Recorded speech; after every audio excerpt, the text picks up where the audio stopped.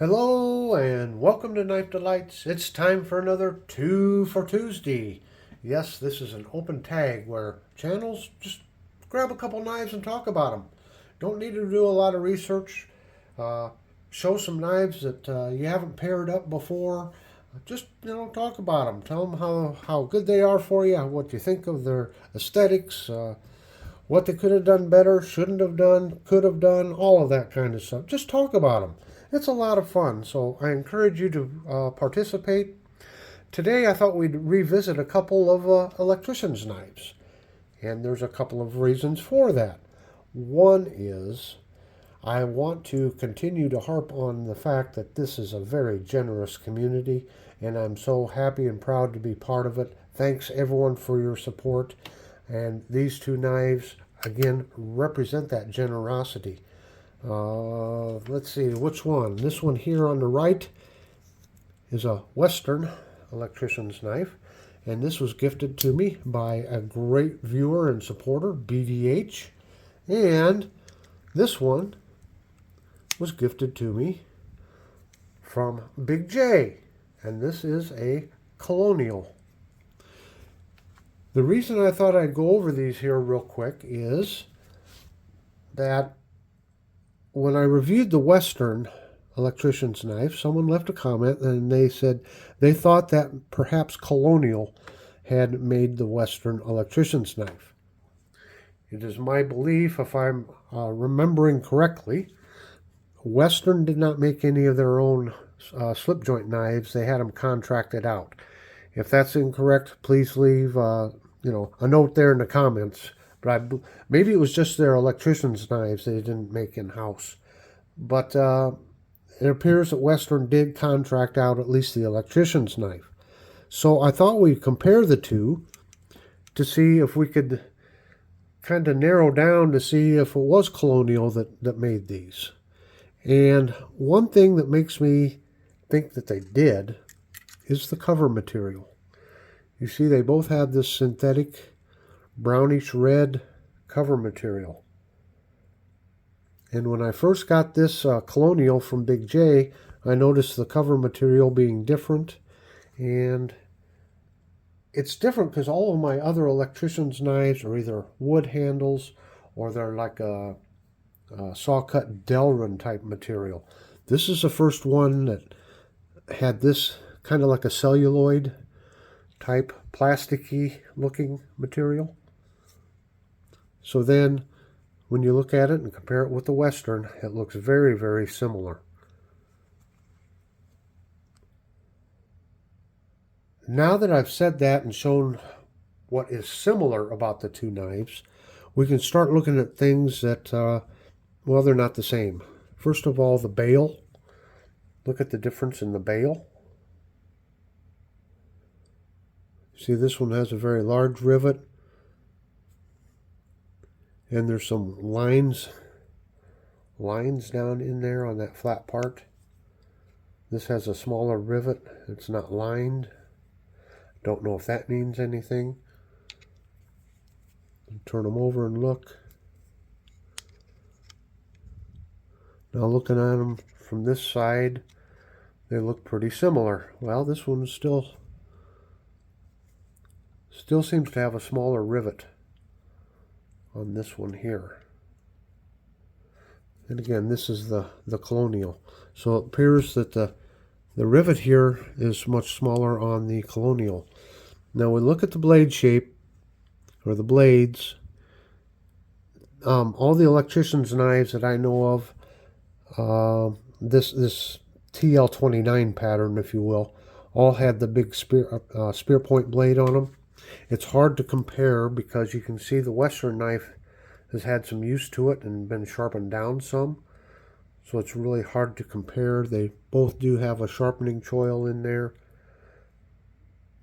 But this one, it's missing some of the blade. The nail nick looks to be a little wider on the Western. Other than that, just your basic spear point. The Western does have the model number on the back side of it, on the pile side. There is no model number on the Colonial.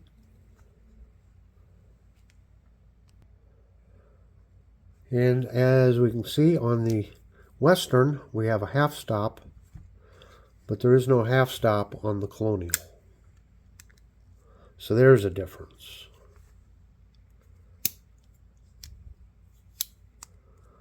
Look at the screwdriver blade here.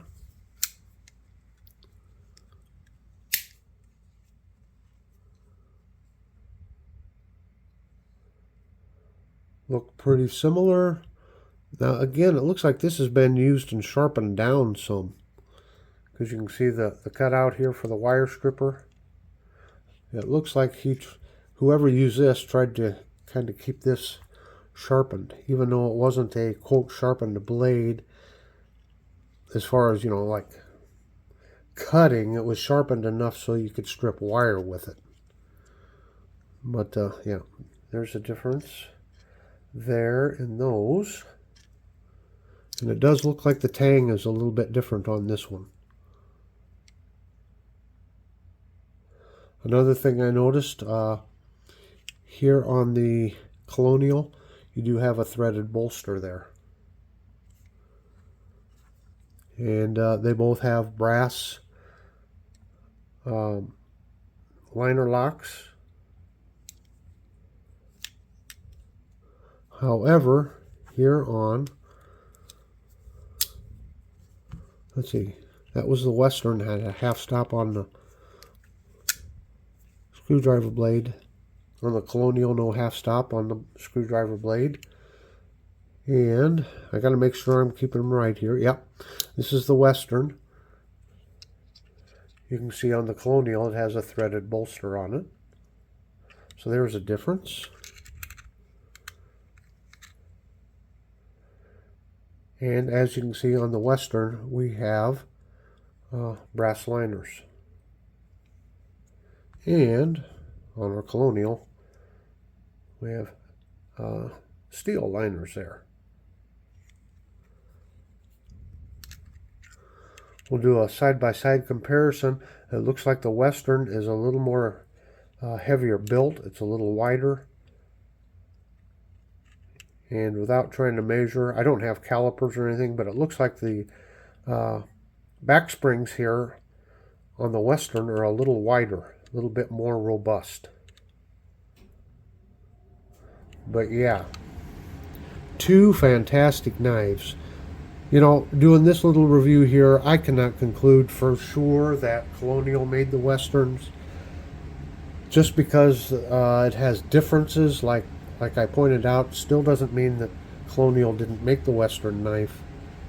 Because when, you know, a manufacturer contracts out, they have them build their knife to their specifications and not necessarily to the specifications of that particular knife builder. Oh boy, is that a mouthful? Did I say that right? So it could very well be that Western contracted with Colonial and had their own specs, such as having brass liners instead of steel, having wider springs than the Colonial. So right now, this is kind of inconclusive. If anybody has any more information on this Western Electrician's knife and the Colonial Electrician's knife, please let me know. Please leave a comment. I want to thank everybody for watching and thank everyone for all their wonderful support. Down here in the right corner, I'll put a link to one of my playlists. In the center is a big round Knife Delights. Hit that if you'd like to subscribe. And down here in the left corner, well, that's the next video that YouTube recommends you watch. So until next time, have a very delightful day.